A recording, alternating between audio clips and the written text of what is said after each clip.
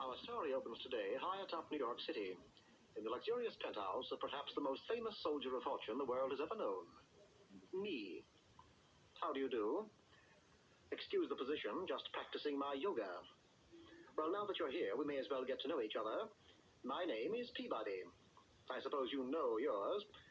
I guess you're wondering about this contraption. It belongs to Sherman. He's my boy. Here, Sherman. Here, boy. Shake hands. Say hello. Hello. Smart as a whip, isn't he? Now about this amusing little gadget. The story really starts with me, naturally. As a youth, I was just an average genius, the puppy prodigy, they called me. Got my degree at Harvard when I was 3, Wagner cum laude, of course. Then a brief period in the Foreign Service. I speak 8 languages fluently, all at once, that is, including English. Then a few research projects for the government, and I dabbled in the stock market, where I was known as the Wolf of Wall Street. But somehow I felt that something was missing in my life, so I made up my mind to get a boy. I looked high and low, but couldn't find one that met my high standards. Then one day, while watching some boys at their innocent play, I spotted Sherman. My heart went out to him. I'm always pulling for the underboy. I dismissed the others, and Sherman followed me home. He wasn't at all what I was looking for. Oh, he looked at me with those big brown eyes, but I was firm. I took him home. This is where you live? Yep, that's been home sweet home all my life. Where have you been, you little brat?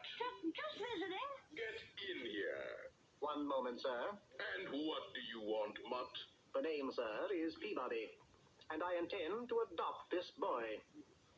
Naturally, the newspapers made a big thing of it. Extra, extra, dog to adopt orphan. Doggy wants to be daddy. Read all about it. I had to submit references, so I got some old friends to write letters. Then, of course, I was investigated thoroughly. My background was unimpeachable. Still... But he's not a fit person to bring up a boy. In fact, he's not even a person at all. Your Honor, I consider that an excellent recommendation. And I finally got Sherman.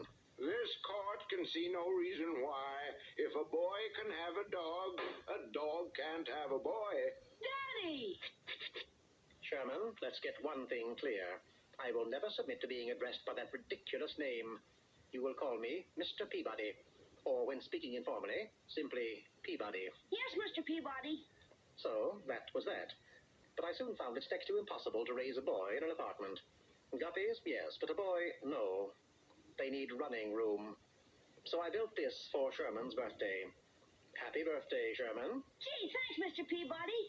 Well, what is it? Well, actually, it's a time machine. I call it a Wayback. We just set it, turn it on, open the door, and there we are. Or were, really. Pluribus delenda est, in tres partes argentum sum. What did he say? What did he say? Well, that's simple, he said. Oh, never mind. I'll fix it. So, friends, for a goodbye in a new or used chariot, it's Publius Maximus the Grinning Gaul. It sounded better in Latin. Can we go somewhere else? Of course. With this key frame, Mr. Franklin, the lightning! I intend to demonstrate the principle illustrated by the storage properties of the Leyden jar. BF, the lightning is... Gee, we couldn't get a word in edgewise. I know. A few more adjustments, and behold, not a time machine, but a should-have-been machine. Observe. With this key frame... Mr. Franklin, your kite is going to be struck by lightning. Oh, really? It's nice to be a part of history. But all in all, it's just the thing for a boy in an apartment. Eh, Sherman? Well, I thought it was. Of course, he's only a boy, and... Mr. Peabody, that's the nicest present anybody ever had. Yes, of course, Sherman.